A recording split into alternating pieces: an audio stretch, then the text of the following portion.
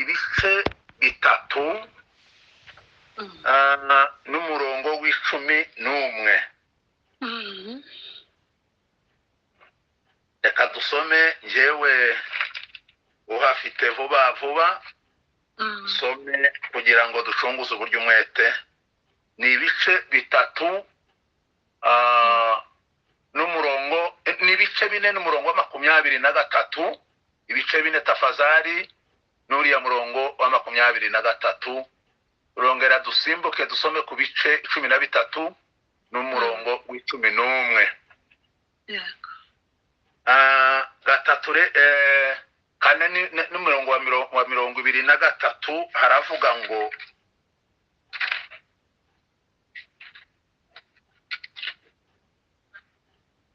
Yesu agenderera ab'i Galilaya hose abigishiriza mu masinagogi yabo, ababwira ubutumwa bwiza bw'ubwami, akiza n'indwara zose n'ubumuga bw'abantu. Amen. Amen. Amen. Shaka ko bisubiramo. Yesu agendera ab'i Galilaya hose abigishiriza mu masinagogi yabo, ababwira ubutumwa bwiza bw'ubwami, akiza n'indwara zose n'ubumuga bw'abantu. Hariya kuri 13 naho tuhasanga irindi jambo nk'iryo, umurongo w'11. Aravuga ngo, arabasubiza ati, mwebweho mwahawe kumenya ubwiru bw'ubwami bwo mu ijuru, ariko bo ntibabihawe. Kuko ufite wese azahabwa akarushirizwaho, ariko udafite wese azakwa n'icyo yari afite. Amen. Amen. Bakozi b'Imana, twishimiye uyu mwanya mwiza tubonye. Ubushize nagombaga kuba ndahangaha ariko habonetse icyambujije, kandi byagiye bibaho uhereye na kera. Paulo yakunze kwandikira ab'Ikorinto arababwira ngo igihe kimwe nateguraga kuza iwanyu, ndetse ngo si rimwe kandi si kabiri, ariko ngo ngira ibimbuza. Ibitubuza byo birahari, ntibijya bibura, ariko turashimira Imana yo mu ijuru kuko yo ntigira ikiyibuza muri gahunda zayo. Gahunda z'iki gicaniro cyacu, z'iki gitaramo cyacu ni icy'Imana. Ubu ngubu niba yadukundiye, niba yadutumiye, niba yatugorobereje aho turi, kuko yo ntipfirwa ubusa. Maze shimira Imana kuko naje gukurikira ijambo ry'umubwirizabutumwa bwiza wari wabonetse w'Imana yari yateguye.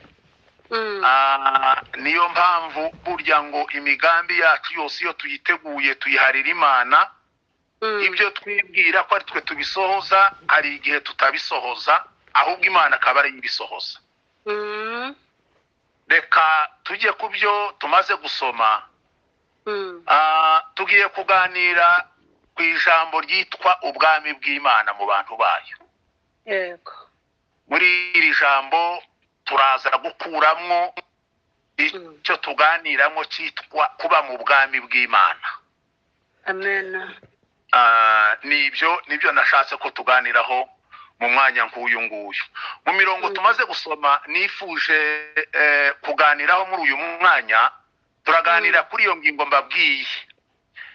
Iri jambo ubwami bw'Imana ryabaye umusingi w'abahanuzi uhereye kera, byanabaye n'ishingiro ry'ihishurwa ryaberekwa nanone uhereye mu gihe cya kera. Ubwami bw'Imana ni imvugo y'Imana iranga ubuturo bw'Imana ubwayo.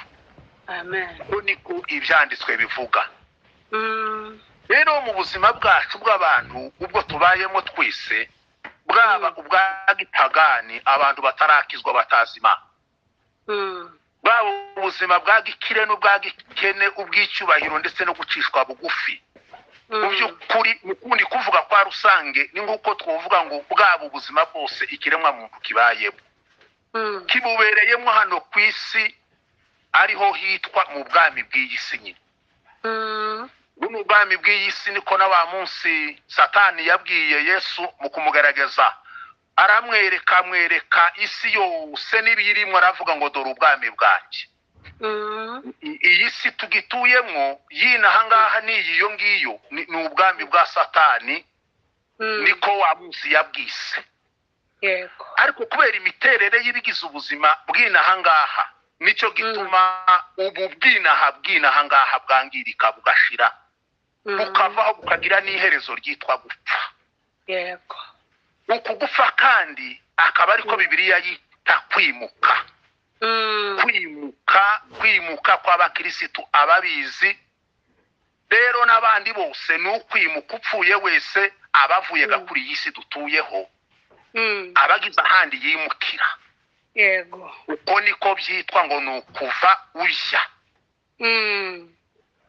Uko kwimuka nibwo bundi buryo buhesha umuntu wese wimutse muri ubu bugingo gusigira ubundi buzima, ibyabwo byose akabivamo akabireka, akerekeza mu bundi buzima bw'iteka, ubundi buzima bw'ibihe bidashira. Yego. Yego. Aho hakurya umuntu abagiye niho mu bwami bw'ijuru, ndavuga twebwe abakijijwe. Iyo tuvuye mu by'inaha ngaha tujya mu bindi by'ahandi, niho mu bwami bw'ijuru, niho dusomye hariya, niho iwabo bwite h'Imana na Kirisitu, ni mu buturo bwayo bwera, nyuma kandi ukaba n'ubuturo uhoraho. Iri jambo kandi ryabaye rimwe mu ngingo nkuru cyane z'icyigisho gikomeye cy'abarimu b'abahanga, uhereye mu isezerano rya kera ukageza ndetse no mu isezerano rishya iri ngiri twebwe turimo tubarizwamo. Ni no muri urwo rwego mu by'ukuri dushobora kuganira kuri ubwo bwami, tukibanda nko ku bintu nka bitatu. Rimwe na rimwe ndankunda nko gukora ibintu byenda gusa no kwigisha, ariko ni no guhugurana, kuko tuba twicaye dutuje ngo twakire, dukomeze twuzuze iby'Imana yatugeneye. Uko turagenda twiyubaka dutera intambwe tujya mbere. Ndatekereza ko nta muntu wo gukizwa uri muri twe, twarakijijwe byararangiye. Iki ni igitaramo cy'ikiganiro, aho abantu b'Imana bari ni ugukomeza bakaganira bakubakana. Yego. Mu bintu nka bitatu harimo ijambo rya mbere, kwibwira kwiza. Kugira le bon sens, kwibwira kwiza. Cya kabiri ni ugukunda ku mutima, kugira volonté du cœur, kugira ugukunda ku mutima. Cya gatatu ni ukwizera dukomora mu ijambo ry'ubutumwa bwiza. Aya magambo uko ari atatu, ugize umugisha akamubamwo neza, akayagira akayatunga, aba yageze mu bwami. Ntacyo tuma umwami atamwishimira nk'umuturage mwiza wiwe kandi ushima. Icyo duha tukamenya kwibwira ibi bintu uko ari bitatu, tuba twageze mu bwami bw'Imana. Hariho umuririmbyi wavuze ngo iyo bibaye gutya, iyo umuntu asenza akaririmba ngo kera aba yarigeze. Imana ishimwe kuko itatuba kure, natwe ubwacu tuyiri hafi, kandi iyo turi hafi nayo tuba turi muri ubwo bwami desha. Yego. Iri jambo ubwami mu isezerano rya kera bakunda kubyita ngo ni Marikusi, mu isezerano rishya bakaryita ngo ni Basileya. Aya magambo yombi ni amagambo ajya yuzuzanya, ari Marikusi ari Basileya. Byombi bishatse kuvuga ngo kuba mu buyobozi bw'ubushobozi n'imbaraga. Yego. Kuba mu buyobozi bw'ubushobozi kandi bukaba n'ubw'imbaraga. Amen. Nicyo bivuze ngo ubwami ni ukuba mu butware burimo ubushobozi burimo n'imbaraga. Mukundi kuvuga ni ubutware bw'ubwami.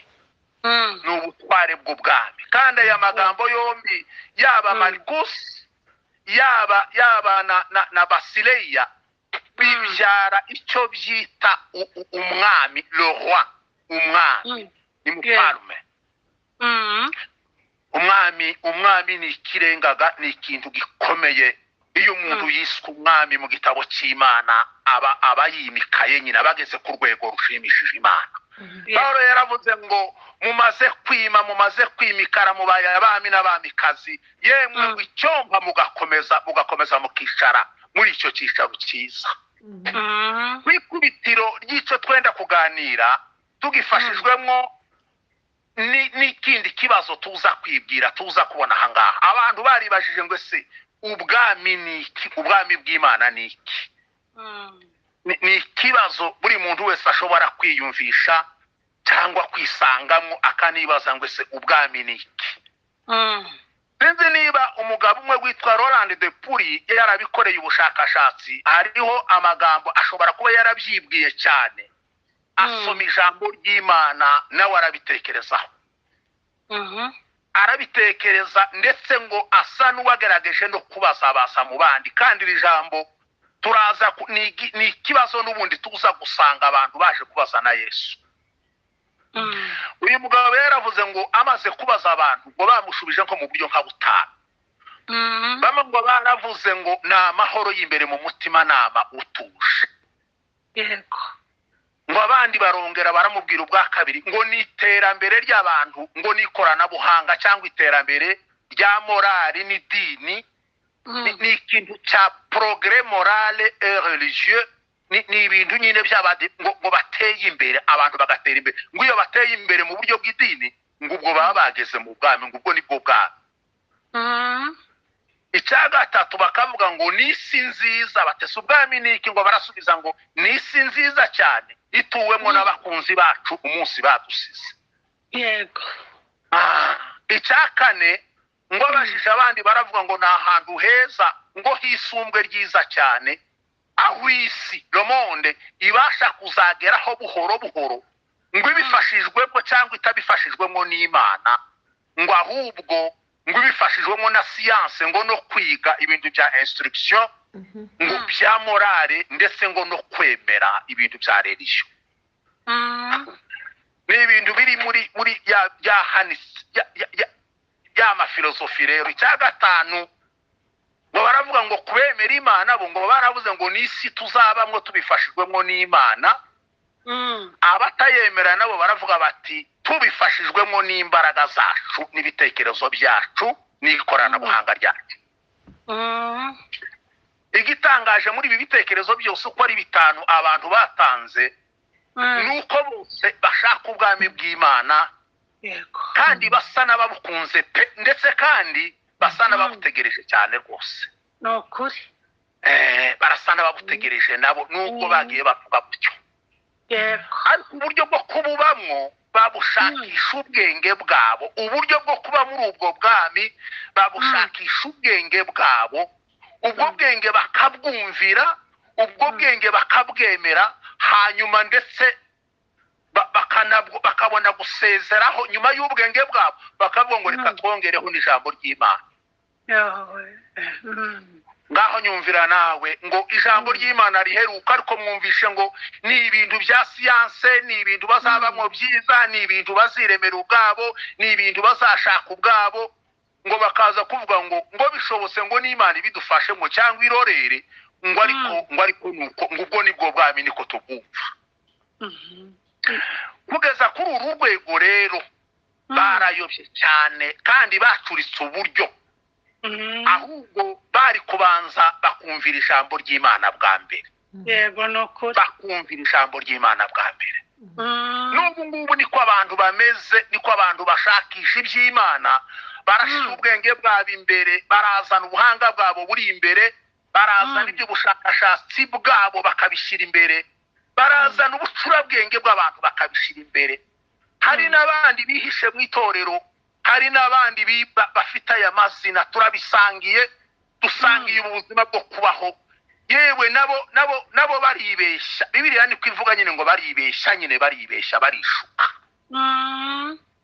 Babanza ibyabo, babanza ibyo bize, babanza ibyo baronse, bakavuga ngo ni ibi. Ubutunzi buri imbere, ubwenge buri imbere, amagambo ari imbere, ibyubahiro biri imbere, imyanya iri imbere, ngibyo biri imbere. Bamara bakavuga ngo hanyuma Imana, ngo Imana izifasha n'uwifashije nawe bacu, ngo reka tubanze twifashe. Ariko bacuritse uburyo Imana imana irabaseka cyane bacuritse uburyo.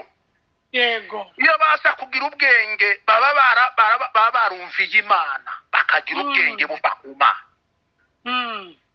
Bene ubwo bwenge bwabo bwibwira ibyo ngibyo bavuze Pawulo yarabugaye pe abwita ubwenge buke n'icyubahiro cy'Imana. yego nukuri Abwita ubwenge budafite icyubahiro cy'Imana. Icyubahiro cy'Imana nuko yo ari yibanze imbere. Abanditsi beza bahishuriwe Imana twavuze ngo ubwami bw'Imana ni ihishurwa rikomeye.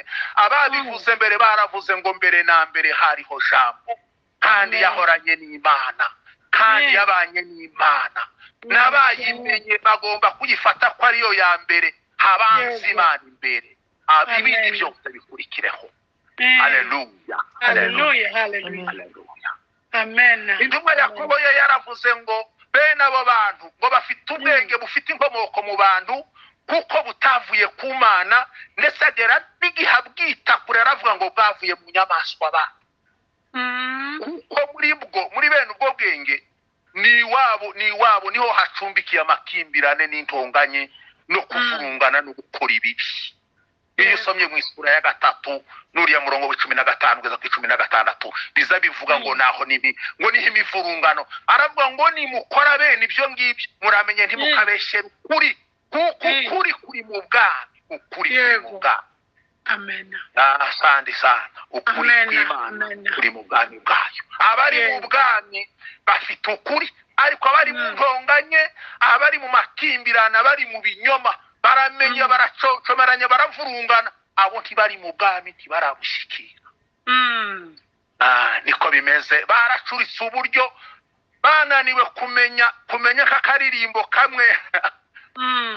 Bene ibyo bitekerezo bicuramye gutyo birarutwa n'uturirimbo tumwe tw'abana b'abakobwa bajyaga baririmba ndabyibutse kera bakaririmba ariko bikiranya bati sununu mpeza umwana n'ingobyi yo kumuheka sununu mpeza umwana n'ingobyi yo kumuheka bazaga baririmba utwo tuntu ndabyibutse utwana tudukobwa dukina. yego ibyo rero nta muntu wasaba ingobyi akagira umwana. Ndi wapfa kwicara ngo uvuge ngo nimumbereze ingobyi y'umwana ari hehe ntawe ugira. Abo bana bazaga baririmba neza bati umpereze ingobyi umpereze umwana hanyuma ubone kumpereza n'ingobyi yo kumuheka. Ubanza umpereze kukumenya Mana nimara kukumenya nzabona no kubona n'ubwami bwawe. Ariko ntiwavuga ngo ibyanje ngo abari byo bizi imbere ibyawe birahabanye. Yesaya ijambo ry'Imana rivuga ngo abantu bari kure ngo n'ibyo ntekereza n'ibyo batekereza birahabanye ntiduhuye. Nimubanze mureke gutekereza kwa Kristo kwinjire muri mwe hanyuma kutuyobore mu bwami. Nta muntu wasaba ingobyi atarabona umwana habe nubwo yoba taravuka ariko iyo ari mu nda biremerwa gushaka ingobyi biremerwa ko wategura. Wanze mureke gukizwa kuze guhishurirwa n'Imana tubibone kwihana ibyaha bikorwe hanyuma tubone gusaba ubwami bw'Imana ndetse tubone kwemererwa. amen Inyigisho za Bibiliya zisesengura imiterere ya Yesu akiri mu isi zivuga ko yari umuntu ufite ubwenge bwiza bw'uburyo butangaje. Kandi ubwo bwenge bwe umwami wacu yabukoresheje afite icyerekezo cyiwe cyangwa se yari afite intego yiwe imwe rukumbi ivuga butumwa byateguraga cyangwa rikamamaza ubwami bw'Imana mu isi y'abantu.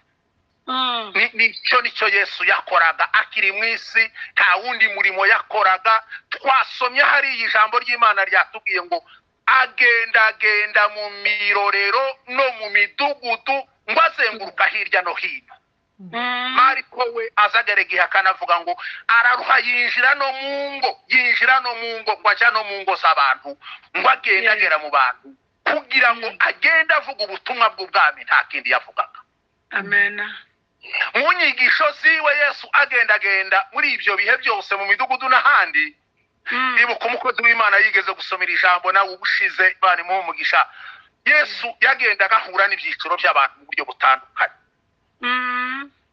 Reka turebe ku byiciro nka bitatu hano Yesu yahuye nabyo.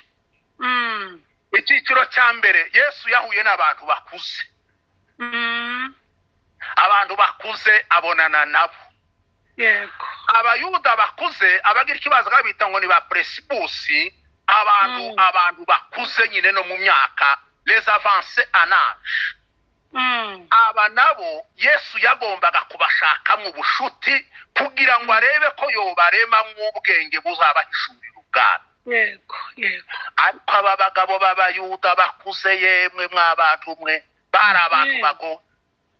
Ubusanzwe mu muco w'Abayuda ntibyari ngombwa, mbese ntibyari byemewe ko umuyuda aganira n'umuntu mutoya utarageza imyaka 30. Kuko yatekerezwaga nk'utaragira ijambo ry'inama yabasha kungura abandi bantu.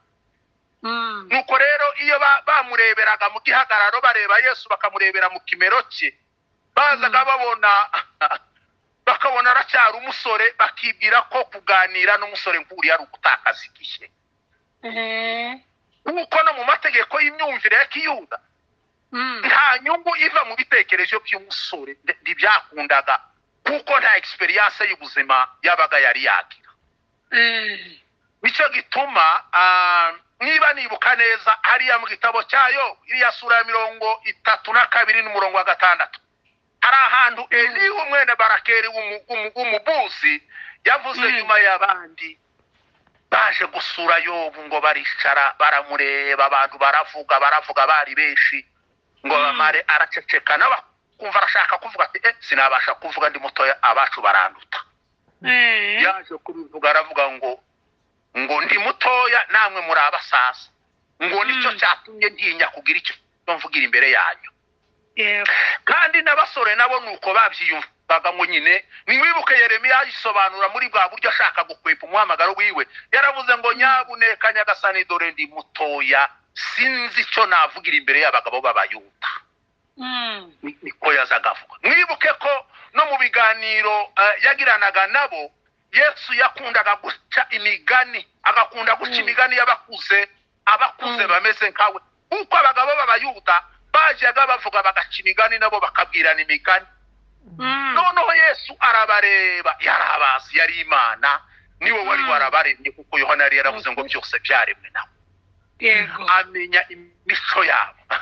Yesu nawe bakaganira aca imigani ngo iyo migani yazaga bakira bakabona yuzuye ubumenyi buri mu muco w'Ikiyuda, burimo n'ubwenge, burimo n'ubuhanga, ngo maze yaca bene ayo magambo yaganira ngo bikabayobera.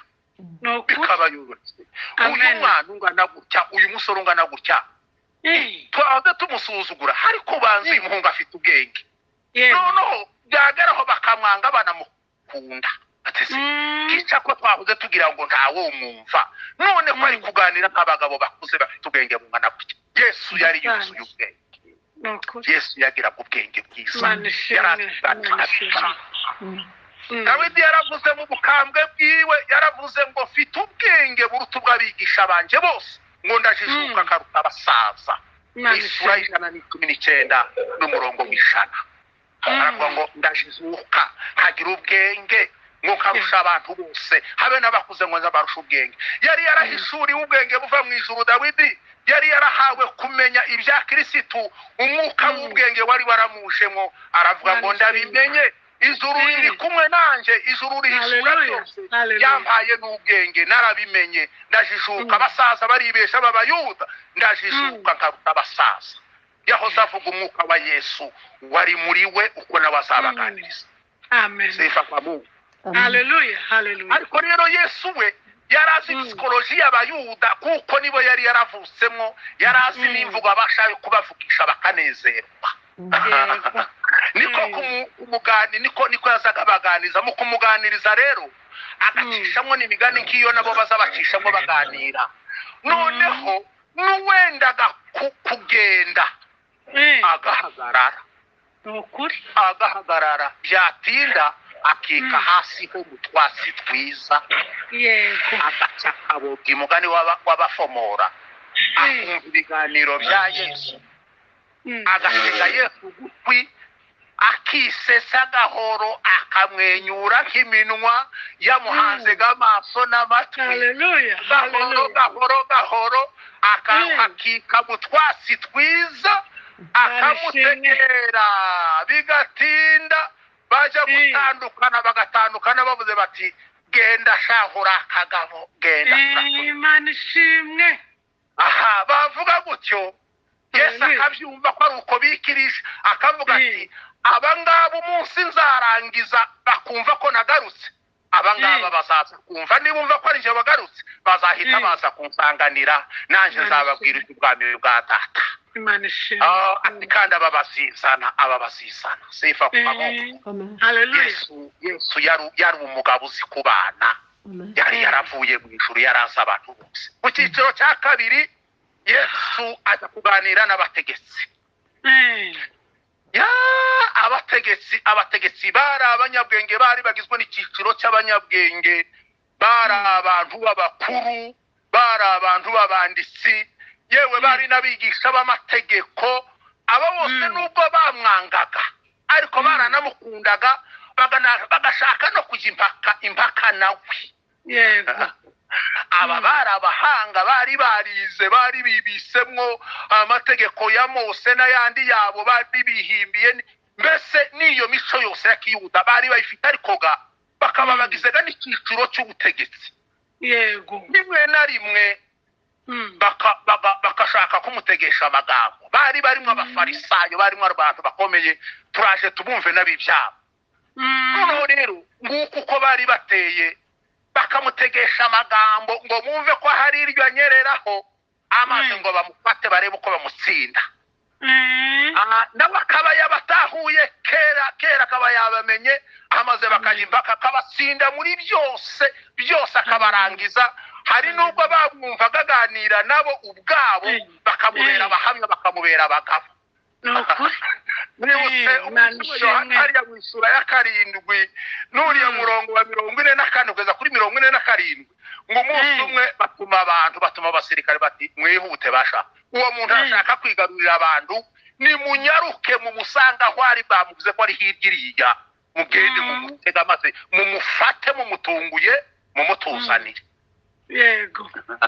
Bati turagiye rwose turabumvira muzi by'abasirikare amaze ngo baragenda batese ari hehe bati nguriya hariya baragenda baramwegera ngo bamare gushika baricara boje kumwegera basanga karaganira ngo baraceceka nabo barumva avuga baraganira Yesu araganira ngo baramutegera hari amagambo abiri ngo bamare bati uyu ntawo mufata ngo baragaruka uyu muntu ninde wamufata ninde bakabwirana bati ngaho gashefu komanda afata ati ninde wamufata. Haleluya. Kumva ikindi agiye kuvuga bakumva araganiriye nabo bararyoherwa bamare kuryoherwa ngo baravuga ati dusubireyo umunsi urije tujye gutanga raporo.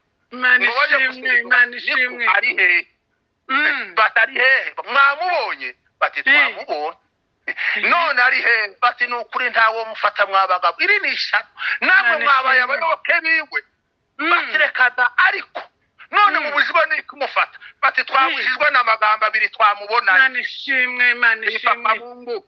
Amaze ngo baramubwira bati twaberaho tukabaho umuntu wese twumvisha avuga ngo mu kuvuga kwibo ngo nta wundi mugabo turumva uvuga neza mu barimwe bose nkabo.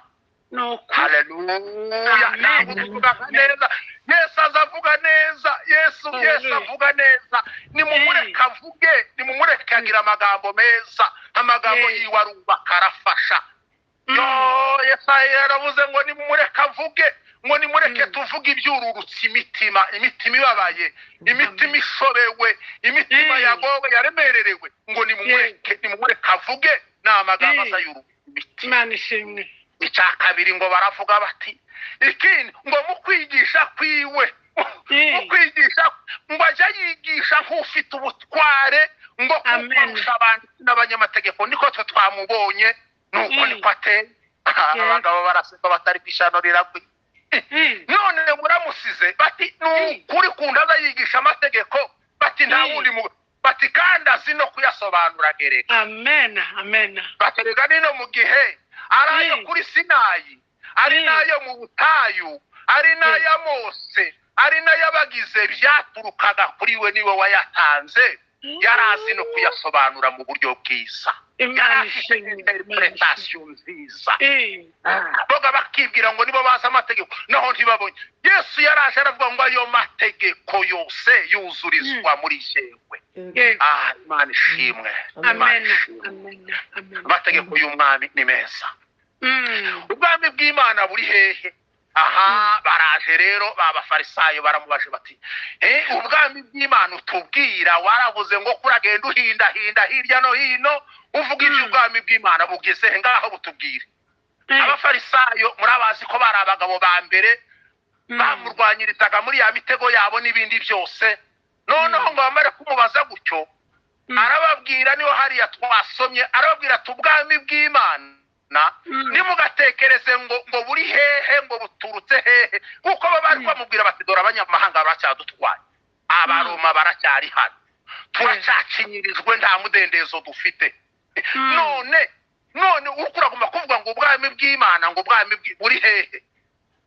Yesu arababwira ngo ubwami bw'Imana abayuda yari kumwe n'abigishwa bibuko yahoze baganira gutyo, hari abari bamaze bamwumva neza. Hariho n'abigishwa biwe 12 yari afite, abo basaga bamwumva rimwe na rimwe bikabacika mu migani nyine ntibumve. Ariko hakabaga nabo bari bamuzengurutse benshi, baba abafarisayo n'abandisi n'abakuru n'abandi bose bya bigabo bikomeye. Yesu arahindukira arababwira ngo ko murambaza ngo buri hehe? Aravuga ngo ubwami bw'Imana buri hagati muri mwe. Amen. Le royaume de Dieu est au milieu de vous. Buri hagati muri mwebwe. Amen. Kuki mutabireba ko buri hagati muri mwebwe? Ni murebe naje njyewe yashakaga kubabwira ati njyewe ndi hagati muri mwe. Kuki mutareba ko Imana iri hagati muri mwe kandi ko n'ubutumwa bwiza aribwo bw'ubwami buri hagati muri mwe? Iryo jambo yaribwiraga abatemera neza. Hagati au milieu de vous. Hagati byari ko bisobanurira abafarisayo n'abantu batamwemera. Ariko kubigishwa biwe n'abandi bose bari bamaze kumukunda no kumwemera bakamenya ko ari umwana w'Imana. Ntiyababwiye ngo buri hagati muri mwebwe, yarababwiye ngo ubwami bw'Imana buri muri mwebwe. Buri muri mwebwe. Le royaume de Dieu est au-dedans de vous. Buri imbere hagati bicaye muri mwebwe. Asante Imana. Ubwami bw'Imana bwaracengeye. Abangaba rero nibo bari barabimenye. Dore dufite ikintu gikomeye cyane. Abangaba abari mu bwami n'abantu bishajwemo na Yesu, bafite ijambo ry'ubwenge, bafite ijambo ryo kumenya no gusobanukirwa. Nibo bajya bishimira amagambo y'Imana bakayaneza. Nuko baba bumvishije ubwami bw'Imana bwabageze. Yego. Gatangane ku cyiciro cya gatatu maze ndangiriza aho ngaho. Ni icyiciro cya rubanda rwose. Icyiciro cya rubanda rwose, rubanda rwo mu midugudu. Imana ishimwe. Rubanda rwose abo hirya, rubanda rwa Gisese kabakene n'abatindi, abapfakazi, ab'imfubyi, abatagira shinge na rugero, abari hirya iyo, ababa mu mazava, abari mu manegeka, abari hirya no hino, abari abahinzi. Abo nabo Yesu yaravuze ataba aba Imana ishimwe. Umutegetsi wo muri iki gihe ndetse muri icyo gihe ndetse n'iki cya none uko yabashaga kugenda asura abaturage biwe, ashaka kumenya ubuzima bwabo uko bwifashe, haba mu rwego rw'ubuhinzi, imirire, imyigire, mu miryango uko abagore n'abagabo babayeho, uko imiryango imeze. Niko na Yesu nawe yari akeneye kubikorera abantu biwe. Yego. Yagendaga ngo aserera hirya no hino areba uko abantu bifashe. Ibyanditswe muri sinoptike biza bivuga ngo yagendaga azerera hose, nta hantu yasigaga, ntaho yanenaga, mu tuvake no muri za shitingi akagenda agerayo. Kandi ngo icyamujyanaga aho ngaho yabaga agiye kuvuga ubutumwa bwiza bw'ubwami bw'Imana bubategurira. Amen. Yesu rero yabitegereza akabona ko bameze ukuntu. akabona tese aba bantu nimbabwira iby'ubwami uko mbabonye uko bateye uku aba bantu barabasha kunyumva kwe akabareba ati uwabanza ngakora ibibanziriza ibyo ngibyo ndabona bagowe ntibagira muganga ntibagira umwarimu ntibagira ubafasha aba bantu barago Yesu yabitegereza akabona nababwira iby'ubwami bw'Imana ntibabasha kumwumva yeri ntibari banamuzi n'ubusanzwe bamwe bamwumviraga kuri iyo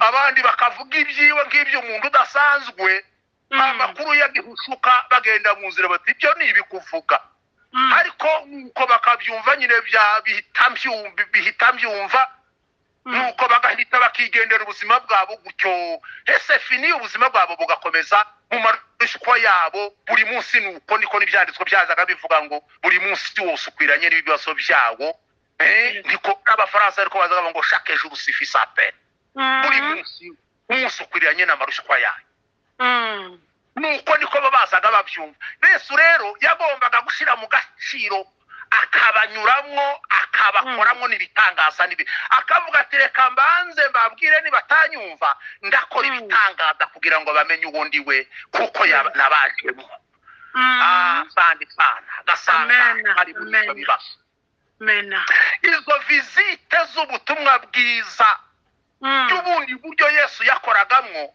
ahandi ibyanditswe byera byabaga byaravuze mu bahanuzi n'abandi banditse ibyanditswe bari baravuze ngo uwo nguwo siva kwa Mungu uwo nguwo ngo umwami Imana yari yaramusutseho umwuka wera n'imbaraga ngo kugira ngo agendagende hirya no hino ngo agirira neza abantu haleluya Yesu agirira neza abantu Yesu karagira neza mw'abantu mwe Yesu karagira neza Yesu karagira neza hiyo ngiyo karagira neza hininaha yakiste mu nduru yazagaserukayo mu barwayi akagerayo mu ndushi baraye batariye mu baraye bashinze ama inkoko Yesu akagira neza Imana ishimwe umwami agira neza haleluya kuko kugira neza rero si ukunda ahubwo kwarukiza abo Satani yatwaje igitugu kwarukiza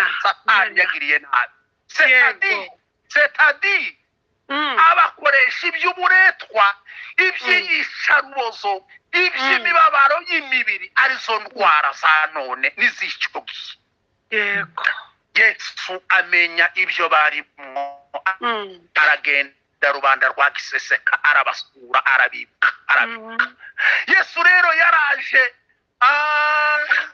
ntiyabashe kubarebesha amaso gusa amaze Yesu araza ngo abagere amasarabagarirwa Yesu arabagarirwa niko kuza agera iwabo agera iwacu Yesu azatwagarirwa abo Satani yatwaje Yesu arabagarirwa araza yihuta aravuga ati bariya barashaje impaka reka nje kwirebera abandi bagowe Satani yamarishije ibyiwe arabagarirwa maze nicyo cyatumye abazamwo azana n'umugambi mwiza asanga Satani yagwijije imigambi mibi yo kubishuruza no kubagirira nabi mbega Satani yica abantu aburizwamo ibya Yesu kugira ngo Yesu ntakahagere nahagere azasange bamwe yarabishe ariko Yesu ngo amare kubagarirwa nk'uko natwe aje bidukorera nuko niko azagenda akagera hirya akagera n'inaha ngaha nicyo gituma aho Yesu yageze ubwami bwe bwahageze imbaraga ziwe ziba zahageze haleluya haleluya aho Yesu yageze imbaraga ziwe ziba zahageze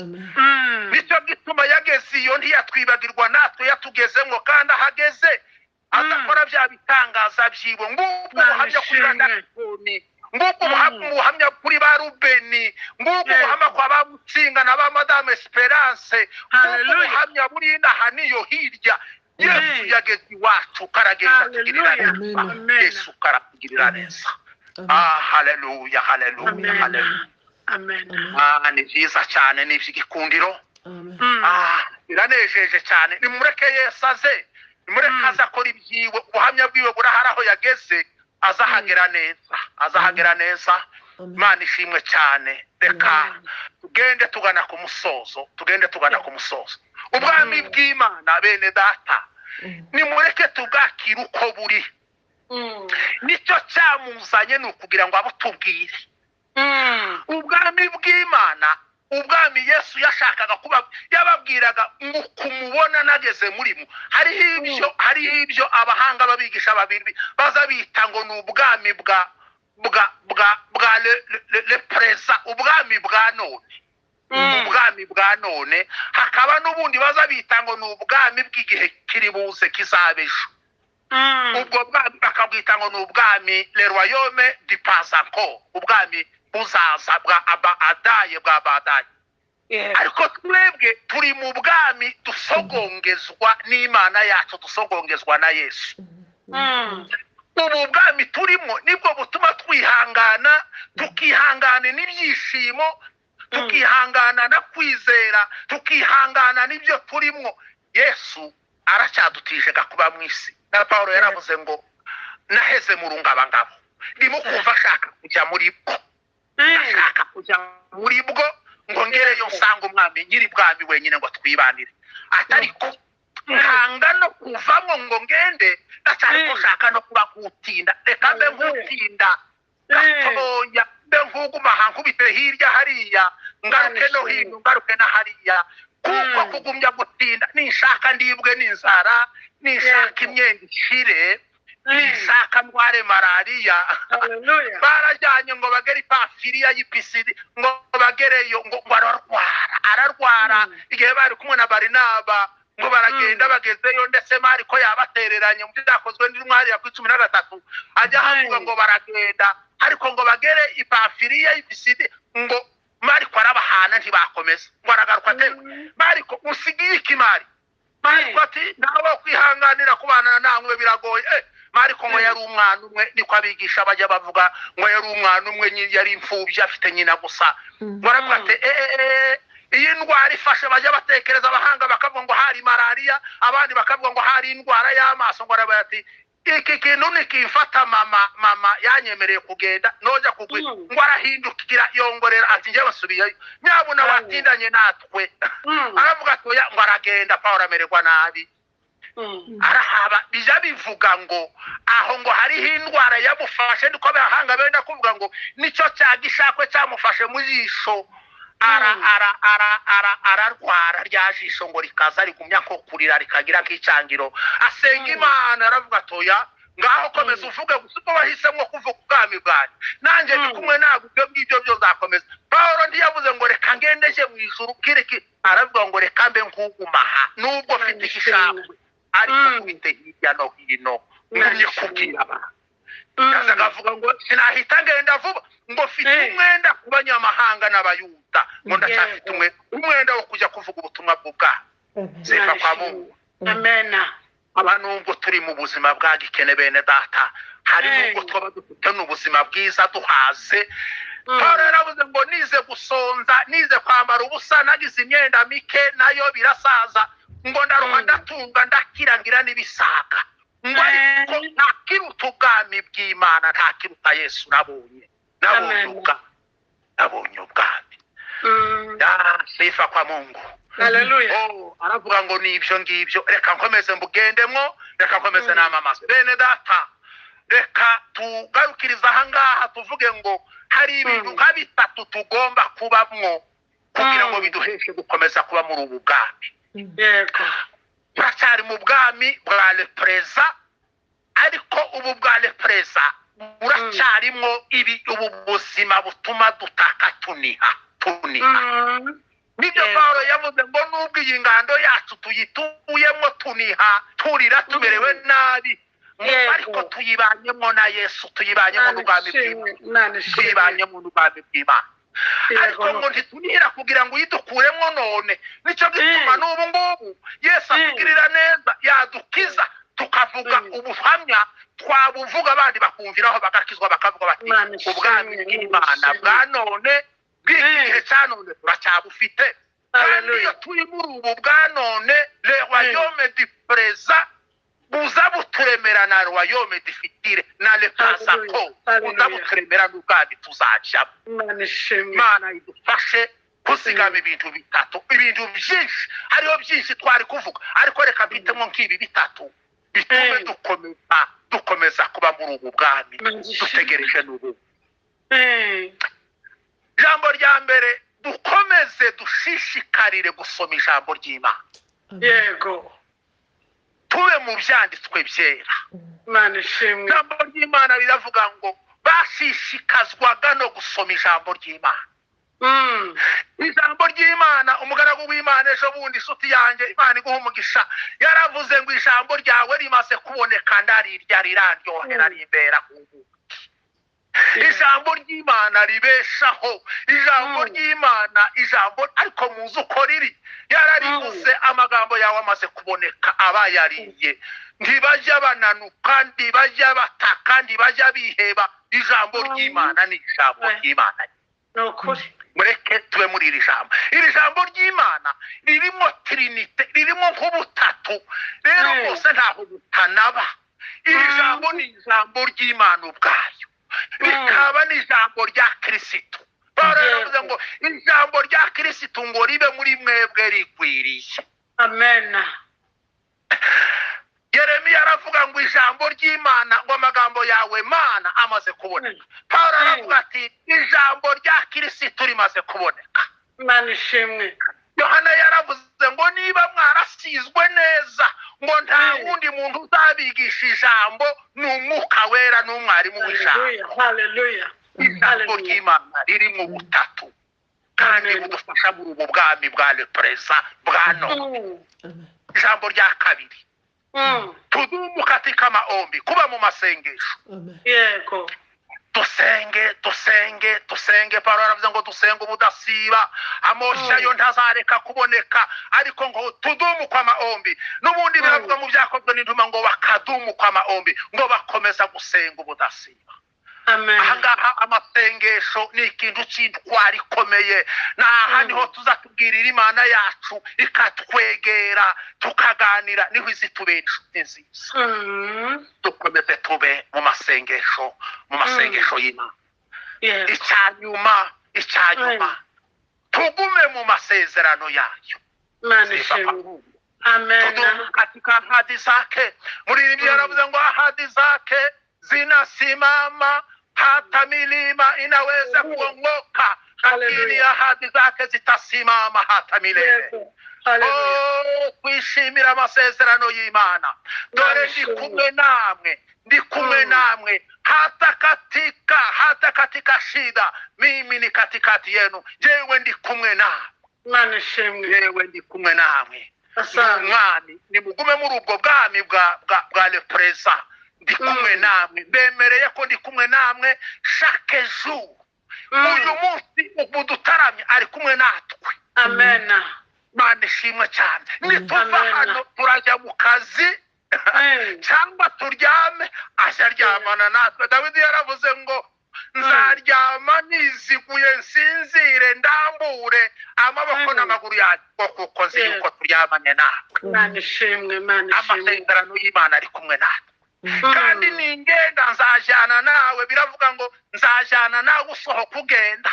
Impamvu rero natubwiye ngo ari mu kuduha ubuhamya, akatubwira ngo azagera muri abo bazungu bariyo hirya iyo ngiyo, ngo akababwira ari mu kazi bagira pause, ngo akavuga ngo ubwami turimo burimwo ibi, umwami karavuga ibi, karakora ibi, ngo akabwira ati ese nuko bimeze ga hanze hano uko bimeze, akaba kubatonyangirizaho gatoya, maze nabo bakishima bagasana bahamenye gutundi turandebo, uko bakera bayajyanye ubwami. Yesu ari kumwe natwe, yasezeranye ko azabana natwe, agakomezanya natwe ngo kuzageza ku mperuka y'isi. Ubuntu bw'umwami wacu Yesu bubane namwe iteka ryose. Tuzakomezanye ejo. Murakoze. Yesu aduhana umugisha. Mana data wa twese uri mu ijuru. Mana